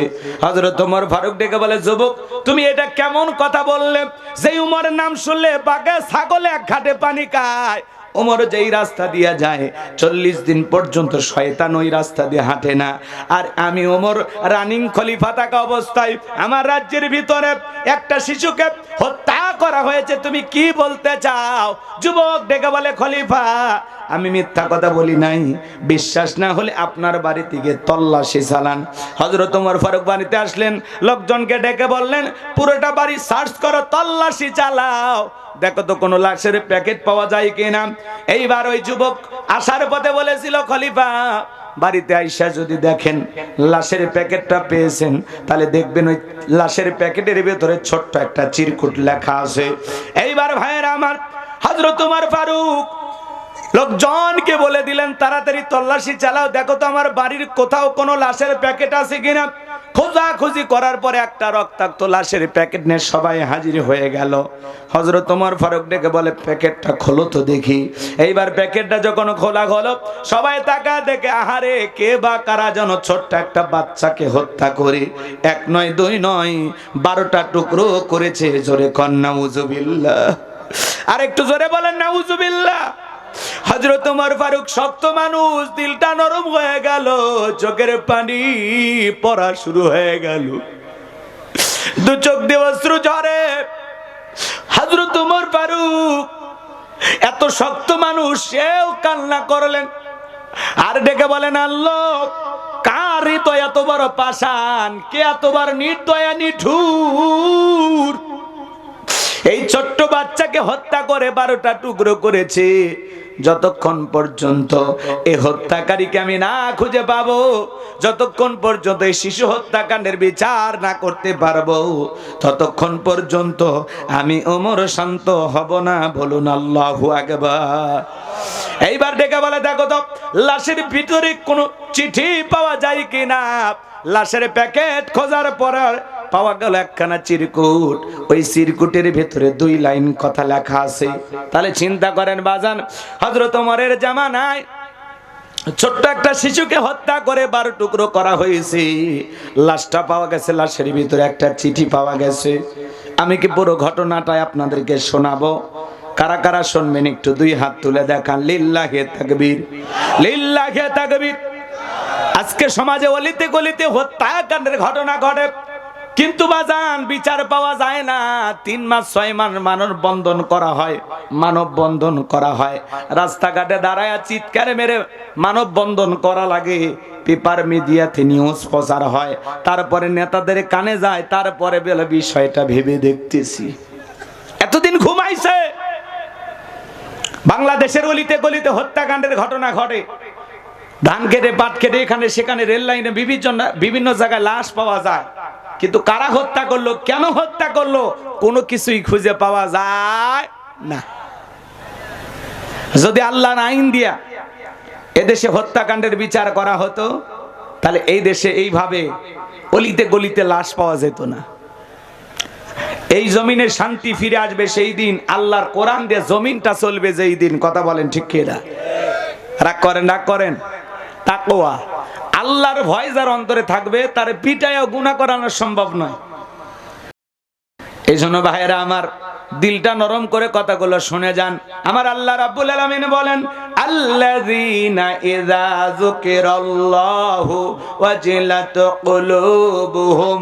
আমার আল্লাহ রাব্বুল আলামিন ডেকে বলেন, যারা আমার ঈমানদার বান্দা, তাদের সামনে যখন আমি রবের নাম উচ্চারণ করা হয়, ভয়ে তাদের অন্তরাত্মা কেঁপে ওঠে। অন্তরে কেমন ভয় থাকা লাগবে বাজান। আজকে দুনিয়ার জমিনে আমরা মনে করতেছি খাও দাও ফুর্তি করো, দুনিয়াটা মস্ত বড়, দুনিয়ার রং তামাশায় মেতে আসি, পরকালের ভয় আমাদের অন্তরে নাই, আল্লাহর ভয় আপনার আমার অন্তরে নাই। আল্লাহর ভয় যদি আপনার অন্তরে একবার পয়দা হয়ে যায়, আপনার পিঠাও গুনাহ করা সম্ভব হবে না। যার অন্তরে আল্লাহর ভয় আছে সে দিনের আলোতে রাতের আধারে গোপনে প্রকাশ্যে কোথাও কোনো গুনাহ করবে না। ইন্নাল্লাহা লাতীফুন খবীর, গোপন প্রকাশের সব খবর আছে একমাত্র কার কাছে? এজন্য যার অন্তরে আল্লাহর ভয় আছে সে দিনের আলোতে হোক রাতের আধারে হোক গোপনে হোক প্রকাশে হোক গুনাহ করবে না। কার ভয়ে? আপনি যে জায়গায় দাঁড়িয়ে গুনাহ করছেন একবার চিন্তা করেন, কেউ না দেখলে একজন দেখতেছেন, তিনি কে? আল্লাহর ভয় আপনার আমার ভিতরে নাই। দেখেন নবীর স্ত্রী আম্মাজান খাদিজাতুল কুবরা রাদিয়াল্লাহু তাআলা আনহা, তার অন্তরে কেমন ভয়, আল্লাহর ভয়টা কেমন দেখেন, এদিকে খেয়াল করেন। তিনি বাড়িতে অঝরে চোখের পানি ছেড়ে দিয়ে কান্না করতেছেন। আল্লাহর হাবিব মুহাম্মদ রাসূলুল্লাহ সাল্লাল্লাহু আলাইহি সাল্লাম ঘরের ভিতরে ঢুকে দেখেন আম্মাজান খাদিজার চোখে পানি। আল্লাহর হাবিব বলতেছেন, খাদিজা কেন তুমি কান্না করো, কি হয়েছে তোমার? আম্মাজান খাদিজা ডেকে বলে, ও আমার স্বামী, আমি কেন কান্না করি কিভাবে আপনাকে বুঝাবো? বেশ কয়েকদিন ধরে আমার অন্তরে ভয় এসেছে। মনে হয় দুনিয়ার জমিনে আমি বেশি দিন বাঁচবো না। আমার অন্তরে মৃত্যুর ভয় ঢুকে গেছে, পরকালের ভয় ঢুকে গেছে। আমি কবরে একা একা কেমনে থাকবো গো স্বামী, সেই ভয় আমার অন্তরে ঢুকে গেছে। আজকে যে আমার মৃত্যু হয়ে যায় আমার কি হবে, কি হবে? আমি এই টেনশনে কান্না করতেছি। নবীর স্ত্রী কবরের ভয়ে কান্না করে, আর আমরা মুসলমান সকালে লাশটা কবর দিয়ে বিকেল বেলা ওই এলাকায় যা পাতা ধার দেয়, ছাগলকে নিয়ে যা ঘাস খাওয়ায়, সকালে কবর দিয়া বিকেল বেলা ওই রাস্তাতে হেঁটে যায় গান বাজাইতে বাজাইতে। কথা বলেন ঠিক কিনা? সকালে কবরে যায়, বিকেল বেলা যায় ওইখানে তাস খেলে, জুয়া খেলে। কথা বলে ভয় নাই, ভয় নাই। আজকে মানুষের অন্তরে ভয় উঠে গেছে। যেদিন আপনি মারা যাবেন সেই দিনও মানুষ কিন্তু খাবার খাবে, সেই দিনও মানুষ ভাত খাবে। যেদিন আপনি মারা যাবেন সেই দিন আপনার স্ত্রী সন্তান খাবার খাবে। মানুষজন বাহিরের মানুষ রান্না করে খাবার নিয়ে এসে বলবে, এভাবে ভেঙে পড়বেন না। কারো স্বামী চিরকাল বেঁচে থাকে না, কারো মা বাবা চিরকাল বেঁচে থাকে না। খাবার খাও, উল্টারও বেশি খাওয়াবে, বিভিন্ন মানুষ নিয়ে এসে খাওয়াবে, বলে না খাইলে শরীরটা খারাপ হয়ে যাবে। আপনি যেদিন মারা যাবেন সেই দিন আপনার বাড়ির লোকজন খাবার খাবে। এ যুবক, আল্লাহর ভয় অন্তরে ঢোকাও। তুমি আমি ঘুমের মধ্যে চলে যাই, এই ঘুম ভাঙলে সকাল, না ভাঙলে পরকাল। এই ঘুম যদি আর কোনোদিন না ভাঙে, আগের মতো সূর্য উঠবে, আগের মতো মানুষ চলাফেরা করবে, আগের মতো মানুষ খাওয়া দাওয়া করবে, তোমার জন্য পৃথিবীর কোনো কিছুই থেমে থাকবে না। কথা বলেন ঠিক কি না? আম্মাজান খাদিজা ডেকে বলেন, নবী আমি আজ হোক কাল হোক মৃত্যুবরণ করব, কেন জানি বারবার অন্তরে মৃত্যুর ভয় এসে ধরা দেয়। কেন জানি বারবার কবরের কথা আমার মনে হয়। ও স্বামী, আমি আপনার কাছে তিনটা জিনিস চাই, স্বামী আপনি দেবেন কিনা বলেন। নবী আমার ডেকে বলে, খাদিজা, মক্কা নগরীতে যখন মানুষ আমাকে খুব বেশি মূল্যায়ন করত, কিন্তু ইতিম বলে যখন অনেকে অবজ্ঞা অবহেলা করেছিল, ও খাদিজা, তুমি একটা বিশিষ্ট ব্যবসায়ী হওয়ার পরে, এত সম্ভ্রান্ত ভদ্র ফ্যামিলির মানুষ তুমি, ও খাদিজা, আমি এতিম আব্দুল্লাহর বেটা মুহাম্মদকে তুমি ভালোবাসছো, তোমার স্বামী বানাইছো, তোমার ধন দৌলত যা ছিল সব আমারে দিয়েছো, সারাটা জীবন কোনোদিন কোনো কিছু আমার কাছে চাও নাই, আজকে তুমি আমার কাছে তিনটা জিনিস চাইতেছো। কথা দিলাম খাদিজা, যতটুকু আমার সাধ্য আছে সবটুকু দিয়ে আমি তোমার চাওয়াগুলো পূরণ করে দেব। আম্মাজান খাদিজা বলে, ও নবী, আমি দুনিয়ার কোনো পার্থিব সম্পদ আপনার কাছে চাবো না, আমি আপনার কাছে সেই তিনটা জিনিস চাইবো। আমি যেদিন মারা যাব, আপনি যেই জুব্বা নিয়ে মেরাজ করতে গেছিলেন নবী গো, ওই জুব্বাটা দিয়ে আমার কাফনের কাপড় বানাইয়া দিবেন। ও নবী, আমি যখন মারা যাব আপনি নিজে জানাজার নামাজের ইমামতি করবেন, লাশটা কবরে রাখার আগে আপনি কবরে গড়াগড়ি দিবেন। 3 নাম্বার, যতক্ষণ পর্যন্ত কবরের সলজব না হবে নবী গো, ততক্ষণ পর্যন্ত আপনি আমার কবর থেকে সরবেন না। আম্মা জান খাদিজাতুল কুবরা এমন একজন ভাগ্যবতী রমণী, যেই নারীকে আল্লাহ তাআলা নিজে সালাম পাঠিয়েছেন। জিবরাইল একদিন আসলেন, এসে ডেকে বলে নবী গো, খাদিজাতুল কুবরা রাদিয়াল্লাহু তাআলা আনহাকে আমার আল্লাহ সালাম পাঠিয়েছেন। খাদিজা এই কথা শোনার পরে অঝরে চোখের পানি ছেড়ে দিয়ে কান্না করলেন। নবী আমার ডেকে বলে, খাদিজা এত কান্না কেন করো? বলে, আমার মতো সামান্য একজন বান্দিকে আসমানের মালিক আল্লাহ সালাম পাঠিয়েছে, আল্লাহর সালামের জবাব কিভাবে দিতে হয় আমি জানি না। নবী গো, আপনি আমার পক্ষ হয়ে আমার আল্লাহর সালামের জবাব দিয়ে দেন। চিৎকার মেরে বলুন সুবহানাল্লাহ। সেই আম্মা জান খাদিজা কবরের ভয়ে কান্নাকাটি করতেছেন বাজান। তাহলে আপনার আমার অন্তরেও কবরের ভয় থাকার দরকার আছে না নাই? পরকাল জীবনের ভয় থাকার দরকার আছে না নাই? বাল তুসিরুনাল হায়াতাদ দুনিয়া ওয়াল আখিরাতু খায়রু ওয়া আবকা। তোমরা দুনিয়ার জীবনকে প্রাধান্য দিচ্ছ, অথচ আখিরাতের জিন্দেগি হলো চিরস্থায়ী। যেই জীবনের শুরু আছে শেষ নাই, সেই পরকালের জিন্দেগির জন্য নেক আমল করার দরকার আছে না নাই? আমার ভাইয়েরা, যে কথা বলতে চাচ্ছিলাম দিল দিয়া কথাগুলো শুনে যান। আম্মা জান খাদিজাতুল কুবরা রাদিয়াল্লাহু তাআলা আনহা ইন্তেকাল করলেন। ইন্না লিল্লাহি ওয়া ইন্না ইলাইহি রাজিউন। নবী আমার তার মেয়ে ফাতেমাকে ডেকে বলে, মা তুমি তোমার মাকে গোসল করায়া দাও। হযরতে ফাতেমা গোসল করায়া দিলেন, রাসূলের জুব্বা দিয়ে কাফনের কাপড় বানিয়ে দিলেন। নবী আমার নিজের জানাজার ইমামতি করলেন। কবরে লাশটা রাখার আগে গড়াগড়ি দিলেন। কবরে মাটি দেওয়ার পরে সাহাবায়ে কেরাম ডেকে বলে, নবী আপনি কি যাবেন না? নবী আমার ডেকে বলে, না না, আমি আমার খাদিজার কাছে ওয়াদা দিয়েছি, তোমরা চলে যাও। সাহাবায়ে কেরাম চলে গেলেন। অনেকটা সময় অতিবাহিত হয়ে গেল। আসমান থেকে জিবরাইল এসে বলে, নবী কেন খাদিজার কবরের পাশে আপনি দাঁড়িয়ে আছেন? নবী আমার ডেকে বলে, জিবরাইল আমি আমার খাদিজার কাছে ওয়াদা দিয়েছি, যতক্ষণ না খাদিজার কবরের সলজব না হবে ততক্ষণ পর্যন্ত আমি এখান থেকে সরব না। কেন জানি আজকে আসমান থেকে কোনো ফেরেশতা খাদিজার কবরের সলজব নেওয়ার জন্য আসে না, কারণটা কি তো বুঝলাম না।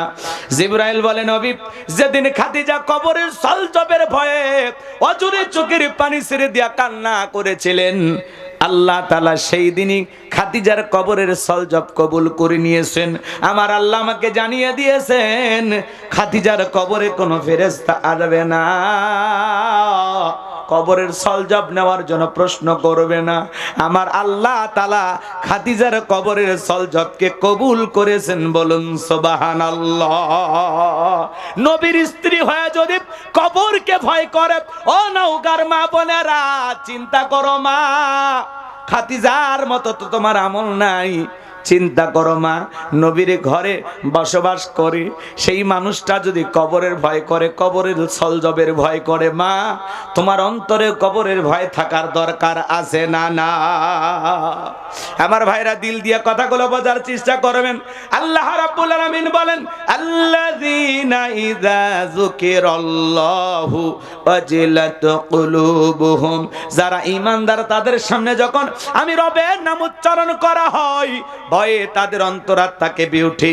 যার অন্তরে আল্লাহর ভয় আছে, অন্তরে আল্লাহর ভয় দিয়ে ভরা আছে, ওই মানুষ মিথ্যা কথা বলবে না, সুদ খাবে না, ঘুষ খাবে না, মাতা পিতাকে কষ্ট দেবে না, স্ত্রীর হক নষ্ট করবে না, প্রতিবেশীকে কষ্ট দিবে না, আত্মীয় স্বজনের হক নষ্ট করবে না, সেই লোক কখনো মানুষকে গালমন্দ করবে না। ওই লোকটা এমন মানুষ হয়ে যাবে, এমন সোনার মানুষ হয়ে যাবে, অন্তরে যদি আল্লাহর ভয় থেকে আজান শোনার পরে মসজিদে যেতে হবে, অন্তরে যদি আল্লাহর ভয় থাকে, আপনি অফিস আদালতে বৈশাও ঘুষ খাইতে পারবেন না। কথা বলেন ঠিক কিনা? যার অন্তরে আল্লাহর ভয় আছে সে কখনো গুনাহের কাজ করতে পারে না। আল্লাহর ভয়ে সামনে রমাদান মাস, গুনাহ ছাড়ার দরকার আছে না নাই বলেন? রমজান মাসে গুনাহ করা যাবে না, বেশি বেশি ইস্তেগফার পড়তে হবে। এদিকে খেয়াল করেন, আল্লাহর কোন কোন বান্দা আছেন আল্লাহর ভয়ে গুনাহ ছেড়ে দেবেন? দুইটা হাত তুলে আল্লাহকে দেখান তো দেখি। আল্লাহ আমাদের সবাইকে গুনাহমুক্ত আমল করার তৌফিক দান করুন, জোরে বলুন আমিন। এইবার ভাইয়েরা আমার, আমিরুল মুমিনিন হযরত ওমর চোখের পানি ছেড়ে দিয়া কান্না করেন আর ডেকে বলেন, আল্লাহ, যতক্ষণ পর্যন্ত এই হত্যাকারীর বিচার না করতে পারবো ততক্ষণ পর্যন্ত আমি ওমর শান্ত হব না। সেনাবাহিনীর লোকদেরকে, প্রশাসনের লোকদেরকে চতুর্দিকে সরায় দিলেন, যাও তল্লাশি চালাও, যেভাবে হোক এই হত্যাকারীকে খুঁজে বের করতে হবে। কয়েকটা দিন অতিবাহিত হয়ে গেল, হত্যাকারী খুঁজে পাওয়া যায় না। কে এই বাচ্চাটাকে হত্যা করলো? হযরত ওমর ফারুক কোথাও যখন খুঁজে পায় না, ওই চিঠির ভিতরে দুইটা কথা লেখা আছে। এক নাম্বার হলো কোরআনুল কারীমের সূরা মায়েদার 44 নম্বর আয়াতের শেষের অংশ, ওয়া মাল্লাম ইয়াহকুম বিমা আনজালাল্লাহু ফাউলাইকা হুমুল কাফিরুন।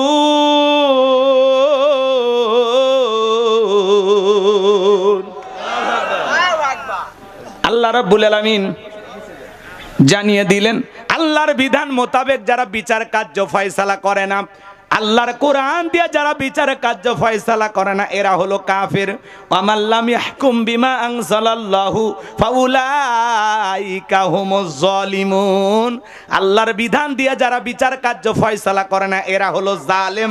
ওয়া মাল্লাম ইয়াহকুম বিমা আনজালাল্লাহু ফাউলাইকা হুমুল ফাসিকুন। আল্লাহর কোরআন দিয়া, আল্লাহর বিধান মোতাবেক যারা বিচার কার্য পরিচালনা করে না, আল্লাহর আইন দিয়ে যারা বিচার করে না, এরা হলো ফাসিক, এরা হলো পাপাচারী। আল্লাহর কোরআন দিয়ে যারা বিচার করে না, এরা কাফের। এরা কি? এরা কি? কত বড় হুমকি দেওয়া হয়েছে খলিফাকে, যে খলিফা আপনি যদি আল্লাহর কোরআন দিয়ে এই লাশের বিচার না করেন তাহলে আপনি কুফরি করলেন। চিঠির 2 নাম্বার লাইনে লেখা আছে, খলিফা কোথাও যদি আসামি খুঁজে না পান, আপনার বাড়ির দাসীকে জিজ্ঞাসা করবেন, সে হত্যাকাণ্ড সম্পর্কে সামান্য হলে আপনাকে তথ্য দিতে পারবে। হযরত ওমর ফারুক এইবার দাসীকে রিমান্ডে নিলেন। ও দাসী, এই লাশের প্যাকেট সম্পর্কে তুমি কি জানো? কে এই সন্তানটাকে হত্যা করেছে? কেনই বা তাকে 12 টুকরা করা হলো, তুমি কি জানো? দাসী ডেকে বলে, খলিফা, আমি তেমন কিছু জানি না। একটা নারী এসেছিল আপনি বাড়ি থেকে যাওয়ার পরে, প্রতিদিনের মতো আমি যখন বাড়ির গেটটা লাগানোর জন্য গেলাম, সেদিন দেখেছিলাম এত সুন্দরী নারী, হুরে মদিনাও বললে ভুল হবে না, এত সুন্দরী মেয়ে আমি কখনো দেখি নাই। মেয়েটা বাড়ির ভিতরে প্রবেশ করে প্যাকেটটা রেখে চলে গেল। আমি মেয়েটার পিছনে ফলো করতে চলে গেলাম, মেয়েটার পিছনে ফলো করতে লাগলাম। মেয়েটার পিছনে হাঁটতে হাঁটতে তাকায় দেখলাম জঙ্গল দেখা যায়। ওই জঙ্গলের ভিতরে ছোট্ট একটা ঝুপড়ি ঘর আছে, ছোট্ট একটা কুটির ঘর আছে। ওই ঘরের ভিতরে মেয়েটা প্রবেশ করলো। আমি এতটুকু তথ্য জানি, বাকিটা আমি জানি না। এখন যদি পুরোটা আপনাকে জানতে হয়, ওই ঝুপড়ি ঘরে বসবাস করা মেয়েটাকে জিজ্ঞাসা করলে সেই মেয়েটাই বলে দিতে পারবে এর হত্যাকারী কে। হযরত ওমর ফারুক দেরি করলেন না, সেনাবাহিনী বাড়ির চতুর্দিকে ঘেরাও করলেন। দরজায় ডাক দেয়, এ দরজা খোলো। ভিতর থেকে আওয়াজ আসে, আপনি কে? বলে, আমি খলিফাতুল মুসলিমিন আমিরুল মুমিনিন হযরত ওমর তোমার দরজায় দাঁড়িয়ে আছি, তুমি দরজা খুলে দাও। বৃদ্ধ মানুষ হযরত ওমরের নাম শোনার পরে কলিজায় পানি নাই, দরজা খুলে দিলেন। আমার ভাইয়েরা, মুরব্বির সাথে হযরত ওমর সালাম বিনিময় করলেন। জিজ্ঞাসা করেন, মুরব্বি বাড়িতে কে কে আছে? বলে, আমি আর আমার মা, মরা একটা মেয়ে আছে। মেয়েকে ডাক দেন। মেয়েকে ডাক দেওয়া হলো। জিজ্ঞাসা করা হলো, মহিলা বলো তো এটা তোমার কে হয়? বলে, আমার বাবা। যেহেতু বাবা মেয়ের সম্পর্ক, ভদ্রলোক কোনো বাজে মন্তব্য করতে পারে না। হযরত ওমর ফারুক দেখে বলে, নারী রে, তাড়াতাড়ি করে বলো আমার বাড়িতে প্যাকেটটা কে রেখেছে? এই সন্তানকে কেনই বা হত্যা করা হয়েছে? এই সন্তান কার? সমস্ত ঘটনা খুলে বলো। আমি ওমর এই হত্যাকাণ্ডের বিচার না করা পর্যন্ত শান্ত হতে পারবো না। বলেন আল্লাহু আকবার। লম্বা ঘটনা, রাত অনেক হয়ে গেছে, সমস্যা নাই না? কষ্ট হচ্ছে আপনাদের না? এখন শোনেন, মূল ঘটনা বলতে গেলে আরো আধা ঘন্টা ওয়াজ করা লাগে। আমি আর এদিকে যেতে পারতেছি না, সংক্ষিপ্ত কথা বলে দিয়ে যায়। শোনেন, মেয়েটা ডেকে বলে খলিফা, এদিক খেয়াল করেন, মেয়েটা ডেকে বলে খলিফা, এই রাজ্যের ভিতরে আমি যতটুকু জানি আপনি হলেন আমাদের খলিফা। ও খলিফা, এই হত্যাকাণ্ড কে করেছে সব আমি আপনাকে খুলে বলবো, আমি একটু মিথ্যা কথা বলবো না। ও খলিফা, এই পৃথিবীর জমিনে আমার 1 নাম্বার অপরাধ, গরিবের ঘরে সুন্দরী মেয়ে জন্ম হওয়া, এটা আমার 1 নাম্বার অপরাধ। দেখবেন গরিবের ঘরে যদি সুন্দরী মেয়ে হয়, এলাকার দুষ্ট পোলাপান ইপটিজিং করে, বাঁকা নজরে তাকায়, কথা বলেন না কেন? এরকম হয় কিনা বলেন? গরিব মানুষ শাসন করতে পারে না, প্রতিবাদ করতে পারে না, এজন্য বখাটা ছেলেগুলো বাজে নজরে তাকায়, বাজে নজরে তাকায়।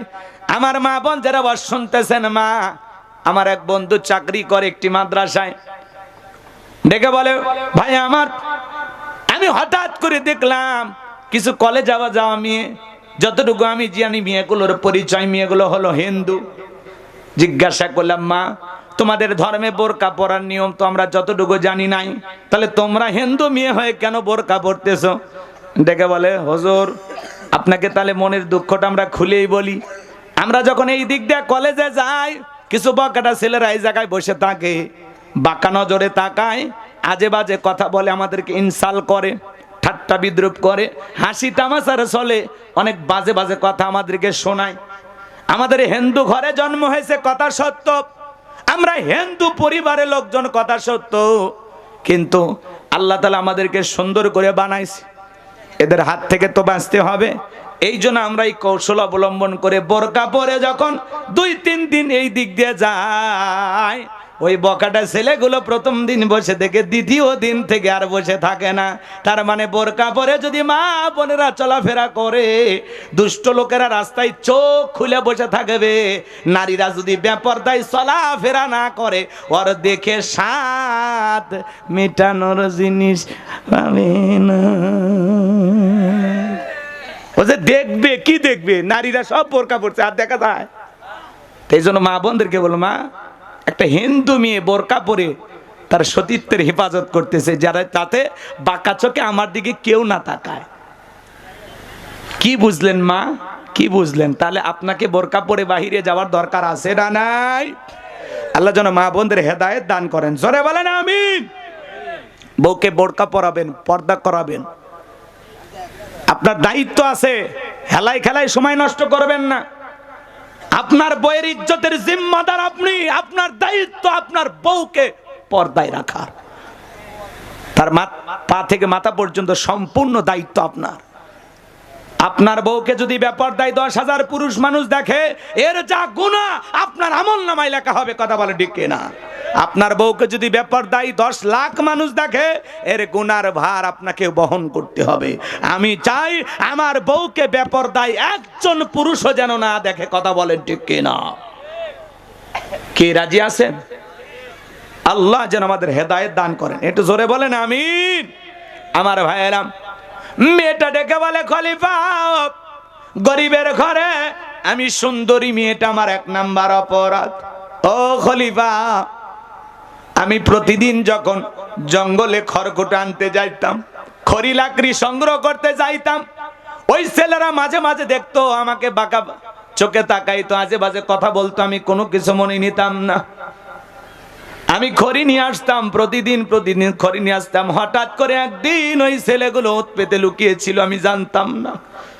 ওরা পশুর মতো আমার শরীরের উপরে ঝাঁপিয়ে পড়লো, ওরা আমার সতীত্ব নষ্ট করলো। আমি বাড়িতে ফিরে আসলাম, মনে দুঃখ, কষ্ট, রাগ, ক্ষোভ, ঘৃণা নিয়ে আমি বাহিরে বের হতে পারলাম না। আস্তে আস্তে আমি বুঝতে পারলাম আমি গর্ভবতী হয়েছি। সন্তানটা পেটের ভিতরে আস্তে আস্তে বড় হতে লাগলো। একটা সময় আমি সন্তানটাকে প্রসব করলাম, সন্তানের মা আমি হলাম। সন্তান যখন কিছুদিন বয়স হয়ে গেল, এমন একটা অবস্থা হয়ে গেছে, আমার বাবাও বৃদ্ধ মানুষ, বাহিরে যেতে পারে না, কোনো খাবারের ব্যবস্থা নাই, আমার স্তনে দুধ পর্যন্ত শুকিয়ে গেছে। সন্তানকে কি খাওয়াবো? সন্তান যখন চিল্লা পাল্লা করতেছে, এত কান্না করতেছে, সন্তানের কান্না আমার আর সহ্য হলো না। আমি মানসিকভাবে পাগল হয়ে গেলাম।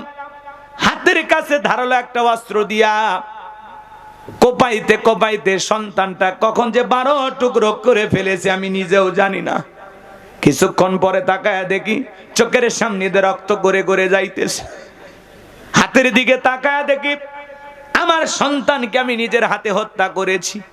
ও খলিফা, আমি তখন বুঝতে পারলাম ওরা আমাকে ধর্ষণ করেছে, যার কারণে আমি সন্তানটাকে জন্ম দিয়েছি। এই সন্তানটার তো কোনো অপরাধ ছিল না, তাকে হত্যা করে আমি অনেক বড় একটা অপরাধ করলাম। তখন আমার বিবেক জাগ্রত হয়ে গেল। পরকালে আল্লাহর আদালতে আমার বিচার হয়ে গেলে জাহান্নাম ছাড়া কোনো উপায় হবে না। ও খলিফা, আমি চাই আমার এই হত্যাকাণ্ডের বিচার দুনিয়াতে হোক, যারা আমাকে ধর্ষণ করেছে তারও বিচার দুনিয়ার আদালতে হোক। যাই হোক বাজান, এখানে আরো কথা আছে, আমি আর সামনের দিকে নেব না। আল্লাহর কোরআন মোতাবেক বিচার করা হয়েছে। এই জমিনে যদি আল্লাহর বিধান মোতাবেক বিচার করা হয়, চুরি, ধর্ষণ, টেন্ডারবাজি, খুন সব বন্ধ হয়ে যাবে। আল্লাহর কোরআন আইন দিয়েছেন, ওয়াসসারিকু ওয়াসসারিকাতু ফাকতুউ আইদিয়াহুমা জাযাম বিমা কাসাবা নাকালাম মিনাল্লাহ। সূরা মায়েদার 38 নম্বর আয়াতে আল্লাহ 1500 বছর আগে আইন দিয়েছেন, চোর পুরুষ হোক আর নারী হোক, আল্লাহর বিধান, আল্লাহর ফয়সালা। একটা চোরের হাত যদি কেটে দেওয়া হয়, বাইতুল মোকাররমের সামনে নিয়ে এসে মিডিয়ার মাধ্যমে প্রচার করা হয়, বাংলাদেশের সমস্ত চোরেরা তওবা করে আল্লাহর ওলি হয়ে যাবে।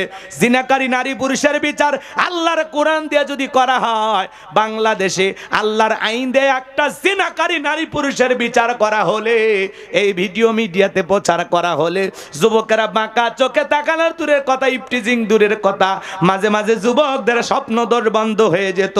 আল্লাহর আইন ছাড়াই জমিনের শান্তি আসবে না। আল্লাহর আইন কারা কারা আছেন শেষবারের মতো হাত তুলে দেখান। আল্লাহ এই জমিনকে কোরআন আর ইসলামের জন্য কবুল করে নেন, জোরে বলেন আমিন। আলহামদুলিল্লাহি রাব্বিল আলামিন। সকলে দরুদ ইব্রাহিম পড়ুন। আল্লাহুম্মা সাল্লি আলা মুহাম্মদ ওয়া আলা মুহাম্মদ কামা সাল্লাইতা আলা ইব্রাহিম ওয়া আলা আলি ইব্রাহিম ইন্নাকা হামিদুম মাজিদ। আল্লাহুম্মা বারিক আলা মুহাম্মদ ওয়া আলা মুহাম্মদ কামা বারাকতা আলা ইব্রাহিম ওয়া আলা আলি ইব্রাহিম ইন্নাকা হামিদুম মাজিদ। আল্লাহুম্মা আমিন। রব্বানা যালামনা আনফুসানা ওয়া ইল্লাম তাগফির লানা ওয়া তারহামনা লানাকুনান্না মিনাল খাসিরিন। ঐতিহাসিক তাফসিরুল কোরআন মাহফিল শ্রীরামপুর সর্দার পাড়া আল্লাহ জামে মসজিদ কমিটি কর্তৃক আয়োজিত আজকের মাহফিলের সভাপতি জনাব মোহাম্মদ শফিকুল ইসলাম বাবুল চৌধুরী সাহেবকে কবুল করেন। প্রধান অতিথি জনাব মোহাম্মদ রাসেল হোসাইনকে কবুল করেন। বিশেষ অতিথি গণ্যমান্য ব্যক্তিবর্গ যাদের নাম আছে কবুল করেন। আলোচনা করেছেন হাফেজ কারি হযরত মাওলানা আব্দুল আহমেদ কারি, মাওলানা মোহাম্মদ গোলাম রব্বানী আমার বন্ধু। আল্লাহ আমার প্রিয় ভাইয়ের কণ্ঠকে দিনের জন্য কবুল করে নাও রব্বুল আলামিন। মাগরিব থেকে পর্যন্ত যত উলামা ইকরাম কথা বলেছেন কবুল করো। দূর দূরান্ত থেকে যত নারী পুরুষ ছুটে এসেছেন কোরআনের কথাগুলো শোনার জন্য, সবাইকে নিরাপদে বাড়ি পর্যন্ত পৌঁছার তৌফিক দান করুন। সবাইকে আপনার রহমতের চাদরে আবৃত করুন। আল্লাহ আমাদের জানা অজানা ছোট বড় গোপন প্রকাশের তামাম জিন্দিগির গুনাহগুলো মাফ করে দাও। আল্লাহ আমাদের সকলের তামাম জিন্দিগির গুনাহগুলো মাফ করে দাও।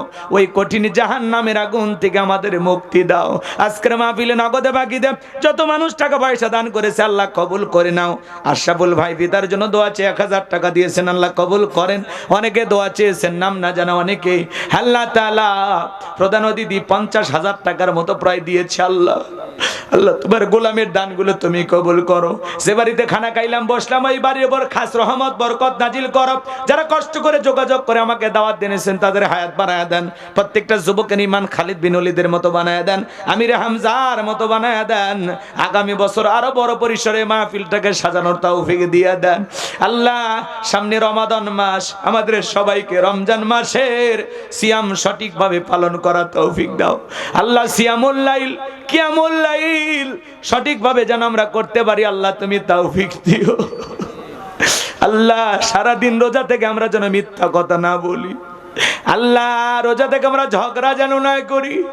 আল্লাহ আমার মা বোন থেকেও রোজা রাখার তৌফিক দাও, নামাজি বানায় দাও, পর্দা করার তৌফিক দাও। আল্লাহ এই মাহফিলকে কাল কিয়ামত পর্যন্ত কবুল করে না। আল্লাহ তাআলা আমি গুনাহগার যত কত কথা বলেছি এর মধ্যে একটি কথা হলেও আমাদের ঘর পর্যন্ত আমলের নিয়তে নিয়ে যাওয়ার তৌফিক দাও। আমার ড্রাইভার হারুন ভাই, সাদিক ভাই, আব্দুর রহিম ভাইকে আল্লাহ কবুল করে নাও, মিডিয়ার ভাইদেরকে আল্লাহ কবুল করে নাও। আল্লাহ তাআলা আমরা যারা হাত তুলে ধরেছি মালিক, অনেকের মা নাই বাবা নাই, কবরে চলে গেছে, মা বাবার কবরে আর সবটুকু পৌঁছায় দাও। আদরের আব্বা আম্মার কবর জান্নাতের বাগান বানায় দাও। রব্বির হামহুমা কামা রব্বায়ানি সগীরা, ওয়া রব্বির হামহুমা কামা রব্বায়ানি সগীরা। পিতামাতা যাদের বেঁচে আছে হায়াত বাড়ায় দাও, পিতামাতার খেদমত করে তাদের মুখে হাসি ফোটায় জান্নাত অর্জন করা তৌফিক দিয়া দাও। পাড়া প্রতিবেশী যারা কবরে চলে গেছে মাফ করে দাও, তাদের কবরে জান্নাতের বাগান বানায় দাও। আল্লাহ তামাম পৃথিবীর মুসলিম উম্মাহকে হেফাজত করো, ফিলিস্তিনি মুসলমানদের বিজয় দাও, বাংলাদেশের মসজিদ মাদ্রাসা কবুল করো, হক্কানি ওলামা ইকরামদের কবুল করো, দেশি বিদেশি সকল ষড়যন্ত্রের হাত থেকে আমাদের প্রিয় মাতৃভূমি বাংলাদেশকে আল্লাহ হেফাজত করো। আল্লাহ এই দেশের উপরে খাস রহমত বরকত নাজিল করো, হিংসা বিদ্বেষ ভুলে মিলেমিশে বসবাস করার তৌফিক দাও। আল্লাহ এই জমিন কোরআন আর ইসলামের জন্য কবুল করো। আল্লাহ সবাইকে 5 ওয়াক্ত নামাজি বানায় দাও, কোরআন সুন্নাহর সঠিক বুঝ দাও, কোরআন সুন্নাহর হেদায়েতের নূরতে অন্তরগুলো আলোকিত করে দাও। মৃত্যুর সময় দয়ার নবীর চাঁদ মুখখানা দেখতে দেখতে আমাদের জবানে জারি করে দিও লা ইলাহা ইল্লাল্লাহু মুহাম্মাদুর রাসূলুল্লাহ সাল্লাল্লাহু আলাইহি ওয়াসাল্লাম। আসসালামু আলাইকুম ওয়া রাহমাতুল্লাহি ওয়া বারাকাতুহু।